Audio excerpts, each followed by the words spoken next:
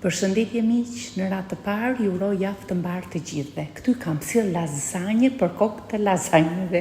Kam përgatitur dje, nuk kisha kohë, me që si di diele, por ama në videon e bëra. Tashpë posoj mase ju duhet.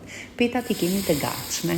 Në një tenxhere vaj ulliri, 2 kokra qep, 2 karota indeks e lino të grira imët, i skuqim mirë, mbasi i skuqim shtojmë 800 gram mish lope, krip aq sa duhet, piperi zi aq sa duhet, piperi kuqi e ëmbël aq sa duhet.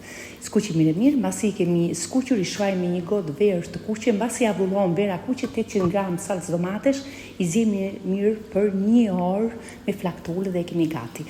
Përgatisim beshamelën në një tenxhere, 1 lug gjalp, 2 lug miell, qumsh, 1 litër qumsh e kemi zjerë më përpara. Në këtë mënyrë e përgatisim më shpejt. E përzijmë vazhdimisht mos të formojnë kokriza, krip aq sa duhet, arë myshku aq sa duhet, edhe kjo është konsistenca, kemi gati.